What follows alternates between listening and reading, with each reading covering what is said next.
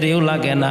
ওই রোজাটা মহিলারা বেশি রাখে, ওই রোজাই হলো মহিলাদেরকে জাহান্নামে নেয়।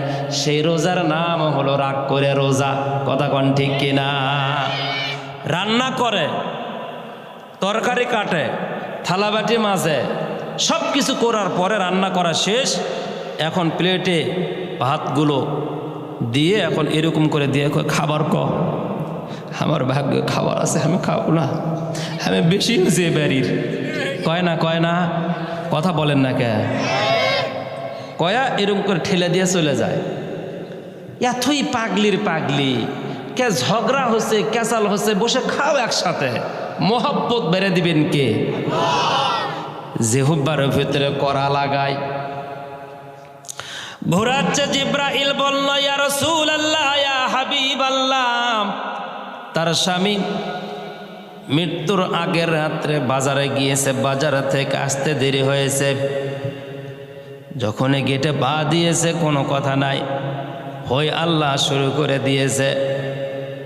এমন অবস্থা, স্বামী খাওয়া দাওয়া করেছে, সুবহে সাদেকের আগ পর্যন্ত স্ত্রীর সাথে কোনো কথা হয় না। স্বামী আর স্ত্রী আওয়ামী লীগ আর জামাত, বোঝেন না এই ব্যাপারটা? একজন ডান দিকে আর একজন বাম দিকে, দুইজন দুই দিকে।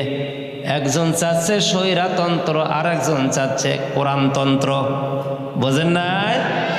আমারা ভাইয়েরা, একজন চায়, একদল চায় আলেম ওলামাদেরকে সংসদে নেবে, আর একদল চায় না না, যারা একটু মানুষের রক্ত শোষণ করে খাইতে পারবে তাদেরকে সংসদে নেবে। এই স্বামী আর স্ত্রী দুইজন লাগাইছে ক্যাসাল এইরকম। ফজরের আগ পর্যন্ত কেউ কারো সাথে কোনো কথা নাই, কোনো মুআমালাত মুআশারাত নাই।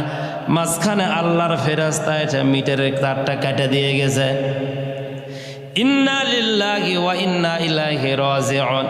ইয়া রাসূলুল্লাহ, ইয়া হাবিবাল্লাহ, মাঝখানে সময় ছিল মাত্র 7 ঘন্টা।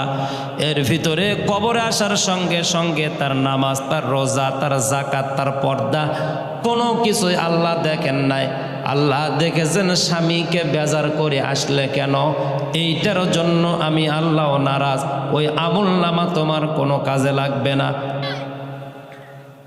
কষ্ট হয় যদি বলেন হুজুর ওই জামানার মহিলারা এইরকম, বর্তমান জামানার মহিলারা অত্যন্ত ভালো। হুজুর আমার স্ত্রী এইরকম না, বুকে হাত দিয়ে আপনি বলতে পারবেন না আপনার স্ত্রী এইরকম না। আমি বলবো 100-র ভিতরে 110% স্ত্রী বাজার থেকে বাড়িতে আসলে, রাস্তাঘাট থেকে বাড়িতে